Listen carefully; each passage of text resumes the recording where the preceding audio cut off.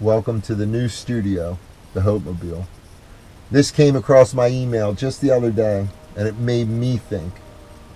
And I thought I would share it because it led me to this video. It says this: is the desire to be perfect keeping me from being my best? Are my mistakes okay? Trial and error is how healthy people learn. However, our expectation of perfection when we make a first attempt keeps us frustrated. Or maybe we're too fearful of failure to even start. We waste so much living wanting to be perfect that we fear to try anything new. Wow. I pondered that and read it and pondered it and read it and pondered it and read it and pondered it and read it again. And it's brought me to this point, sitting in the parking lot making this video, to reach out to people to know that the answer came to me. I'm not going to live in fear today. I'm going to be creative. I'm going to be myself. And if I get judged, that's fine. But here's what I want to do. The Hopemobile. The Hopemobile. The Hopemobile is my vessel. I've been searching for something to keep my son's memory alive, to help fight the opiate epidemic, just to help people in general, because there's such a rise of suicide, anxiety, depression, domestic violence, theft, robbery, carjackings. It's crazy with everything going on in the world. But this, I looked outside my office window and I saw that RV and I said to myself, there's the answer, staring me smack dab in the face. It's this. It's where we started our journey, which I'm going to tell you about. It's this, the Hopemobile. So I'm inviting people to come into the Hopemobile to share with me their stories of hope. Come, we'll talk about whatever you want or whatever you don't want. Drop knowledge on me, and that's it. Alright? So, truly, come join me, the Hopemobile, please. Okay? Reach out, comment below, text me if you have my number, Skype me, FaceTime, Facebook, message me, whatever. I will meet you, you will meet me, we will hook up, however we need to do it. I want people to come, and then we'll go from there. I've had so many people reach out to me since March 14th. I've had so many genuine,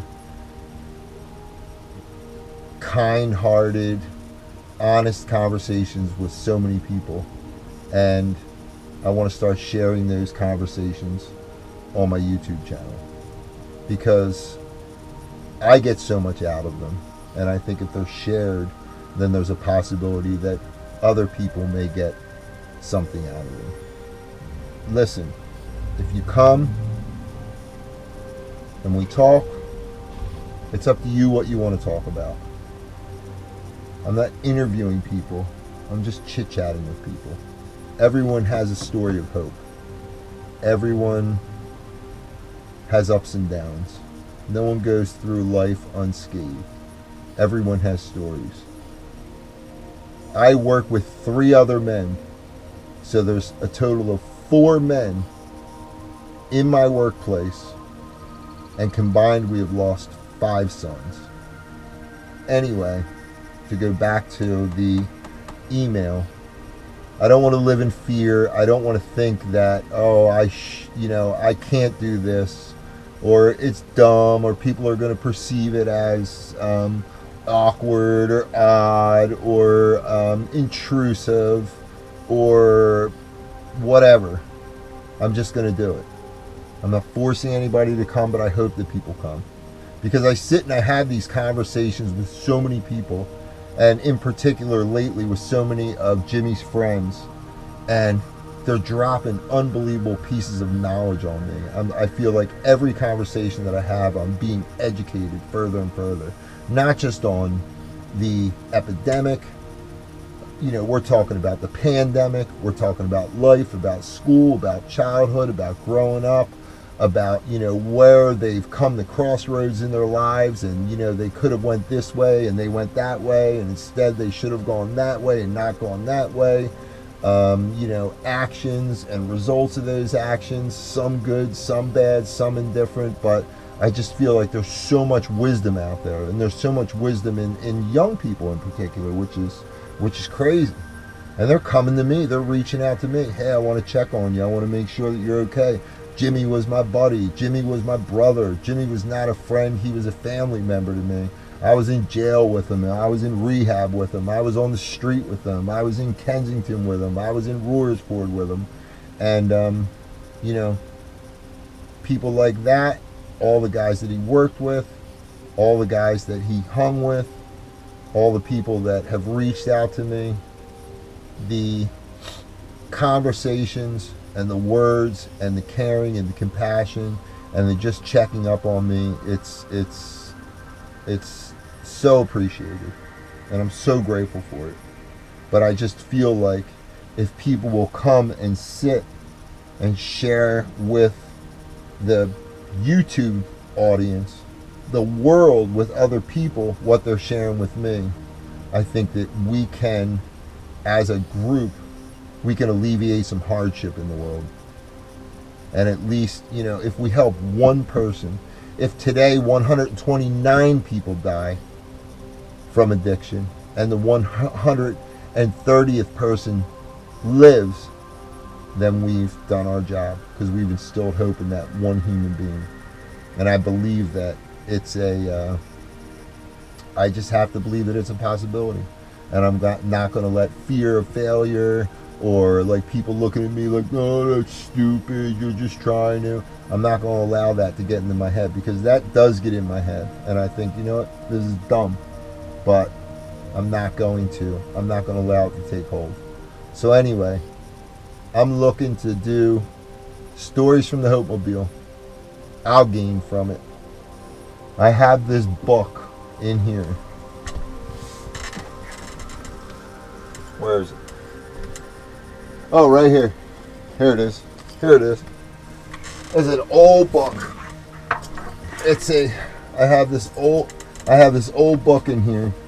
It's from, oh man, 2006. It's called Have You Filled a Bucket Today? And you know what's funny? This is a story of hope. It basically talks about every human being walks around with a bucket. You can't see it. I can't see yours. You can't see mine. But we all have a bucket. And we can choose to fill our bucket. And we can fill another person's bucket. We can take from another person's bucket. We can take from our bucket. But in essence, it boils down, when you fill another person's bucket, you magically fill your bucket as well. And it's called Have You Filled a Bucket Today? And it's a wonderful book of hope. It's a wonderful book. It's a great lesson. And I've always kept it. It was Noah's from 2006. And he's 19 years old. Oh, he was in the 3rd grade. He was in the 2nd grade going into the 3rd grade, and his teacher gave it to him. Oh no, the author actually gave it to him, Carol McLeod.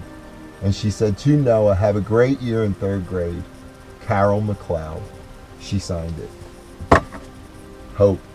Even before this Hopemobile was the Hopemobile and belonged to our family, we had this book.